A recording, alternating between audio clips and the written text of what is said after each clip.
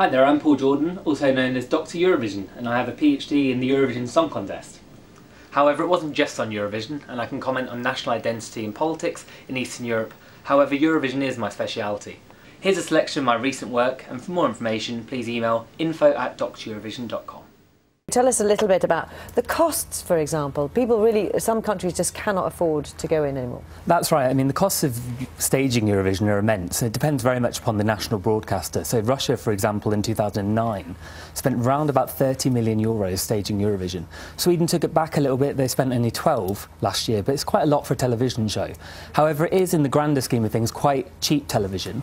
Denmark, I think, is a hot favourite to win, but there's a few quirky ones this year. Do you think it's a fair favourite, though? Do you like that song? I don't really like the song, but, you know, I tend not to like the most winners anyway. I think Ukraine's one to watch. They've got one of the tallest men in the world who carry the singer on stage, plonks her in the middle and then walks off. It's utterly bizarre. Ballads have done well over the years in Eurovision.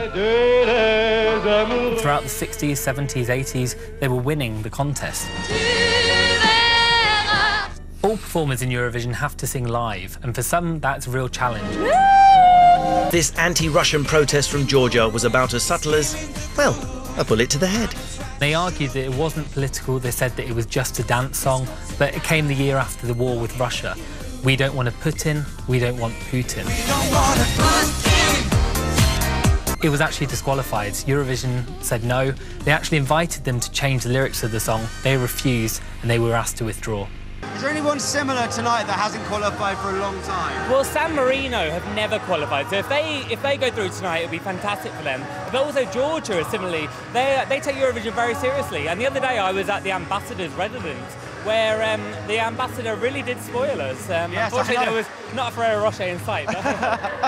Do we know in advance what some countries are going to do with their votes? Is it as simple as that? Yes, I mean, Greece and Cyprus for every year give each other the maximum points. It can be quite predictable, and you can also predict the countries that won't vote for each other. So Armenia and Azerbaijan, they are arch enemies. And it's interesting, in 2009, 41 people were called in for questioning in Azerbaijan by the government because they voted for Armenia. Now, it just shows you how seriously some countries do take Eurovision. You can always tell there are voting patterns, but I would argue it's not necessarily political, it's more cultural.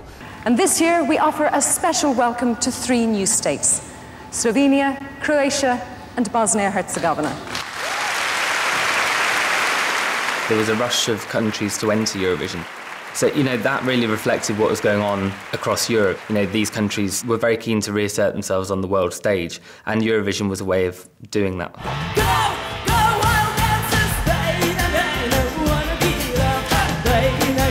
I think certainly the Ukrainian example shows how they specifically went to Eurovision to promote a positive international image. They had Ruslana, who was very active in promoting Ukraine. She was very much a Ukrainian ambassador. The song itself was a take on an ancient Hutzul culture, which is based in the Carpathian Mountains in the west, and it was a real modern, energetic dance song, and I think she absolutely went there to win.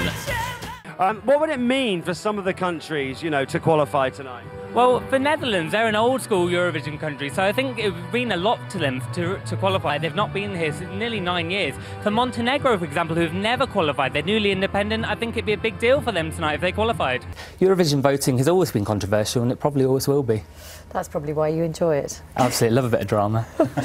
Thanks very much.